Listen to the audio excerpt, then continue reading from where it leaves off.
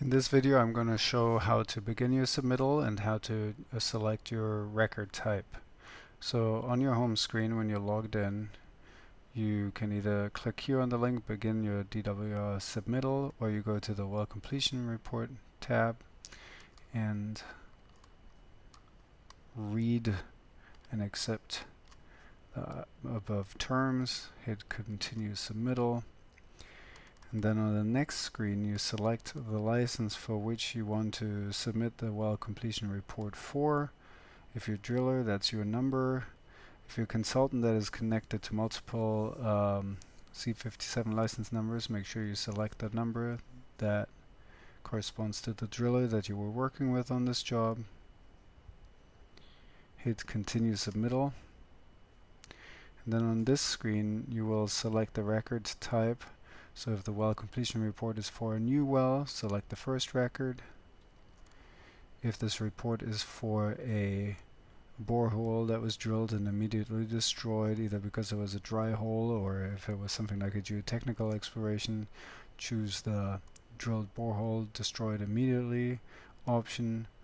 Or if it was for a modification or repair of an existing well, that would be the third choice. And the last choice is for well destruction. So let's say we're choosing the option for a new well, and then we hit continue submittal.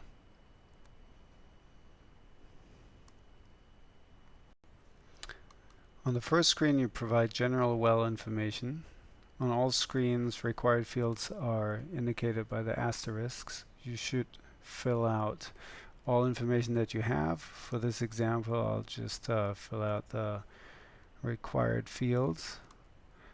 Let's say for a date work ended, I'll pick June 1st, county, let's pick Sacramento, and you select your local permitting agency.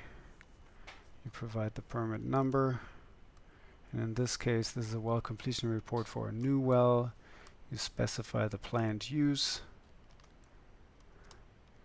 and let's say this was for a domestic well.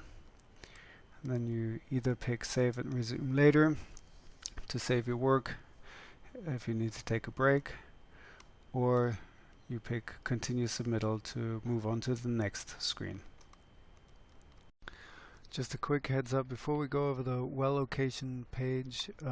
Currently it is only required to provide either the lat long coordinates or the parcel number or the street address, but soon we'll make a change that it'll be required to provide the lat long coordinates for every record, as well as either the parcel or the street address.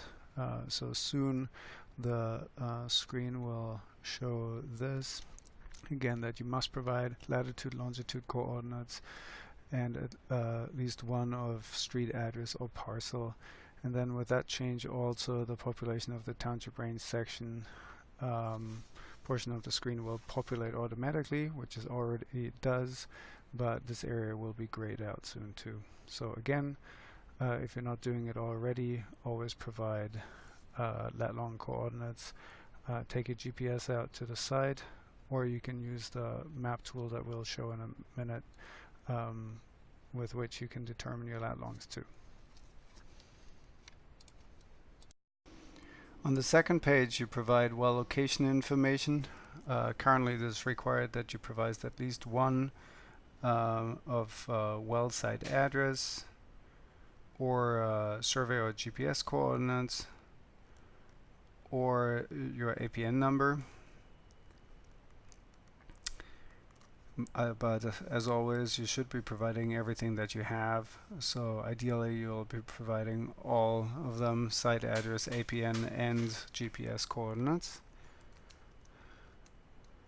For this example, let's enter 901 P Street in Sacramento as the street address.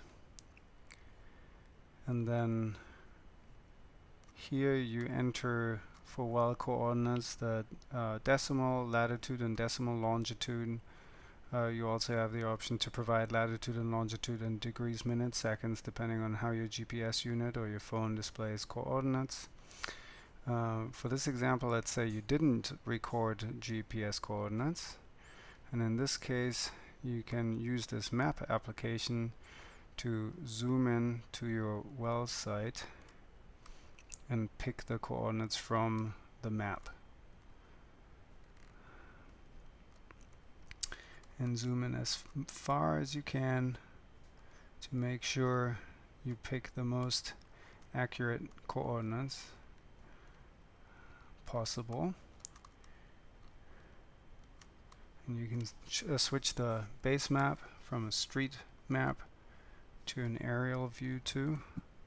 And then on that map you can pick your well site, and that will automatically populate your well coordinates. Alternatively, you can also use the well site address, street address, if you have it provided above, and then hit the plot button, and that will automatically pick the street address of your well site. And if you start from here, the map will take you to that location, and then you can further refine it at the location by clicking on the exact location. And again, that will populate the well coordinates for you. Along with that, also the township range section information, and then provide your parcel number on the bottom of the map. If you have it, provide well elevation information, and then hit continue submittal. And again, a quick reminder before going to the contact information page that there'll be a change coming up for the well location page, that let long coordinates will be required for all records. So if you're not doing it already, get a GPS or use your phone to record the GPS coordinates in the field. And for those wells that you don't have the GPS coordinates, you can still use the map tool on this well location page to either pick the coordinates from the map or to use the well site street address to have the map come up with the coordinates for you. On this screen you enter the geologic log and provide borehole information. Beginning with the borehole information, you enter the orientation of the well, the drilling method, as well as the drilling fluid, the total depth of the boring. Let's say you drill down to 105 feet. The total depth of the completed well, if it's an open hole well in bedrock, this would equal the total depth of the boring. If you used casing and you only case down to, let's say, 100 feet, you would enter that number. If you have multiple casings, so an outer conductor and an inner casing, so more than one casing, you would say you have multiple casings in this well, and then you would specify the number of casings here. For this example, we'll keep it simple and say we only have one casing. And then for the geologic log, you have three options. You can either use the freeform option, where you specify for each depth interval, you enter the soil description by hand. In the quick pick option, you can fill out your log again by specifying your depth intervals for each step, and then pick your material type. And the same you can do with a USCS soil classification option down here, where you specify your depth intervals and then pick from the standard soil classifications. In this example, I'll just use the freeform option, where you can enter your own descriptions. Let's say from 0 feet, so from ground surface, you do it from ground surface down, starting with your top interval from 0 feet at ground surface to 50 feet depth. Let's say you logged clay.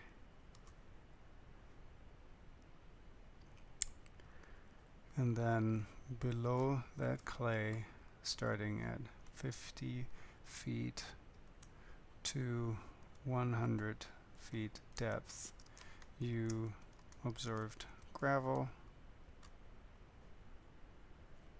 And then let's say you hit clay again at 100 feet, and then you stopped at 105 and enter clay. And then you're done with your geologic log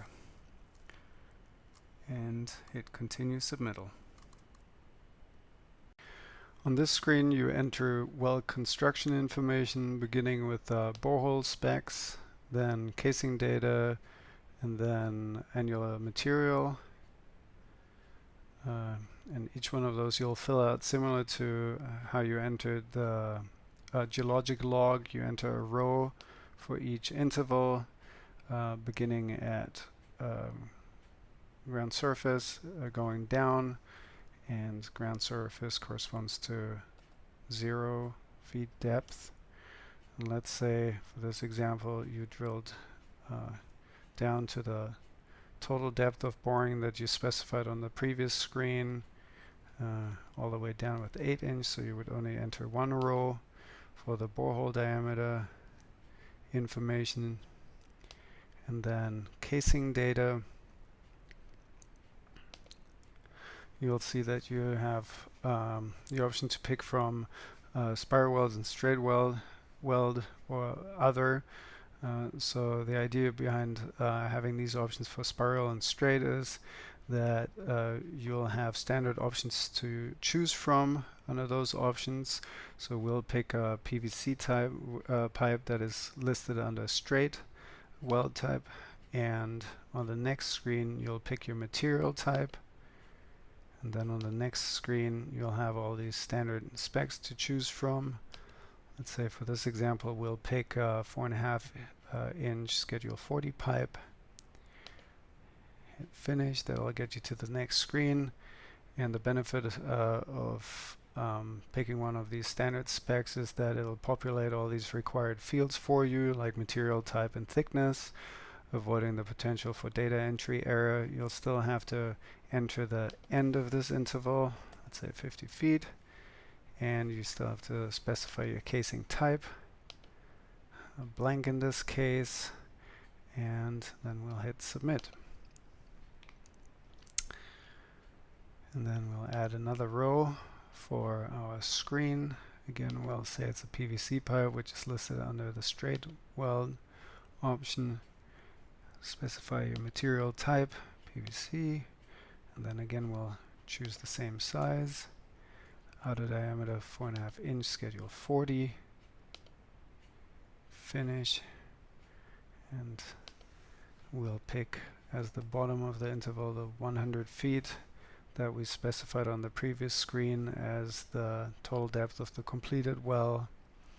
We still have to pick our casing type. In this case we'll pick screen.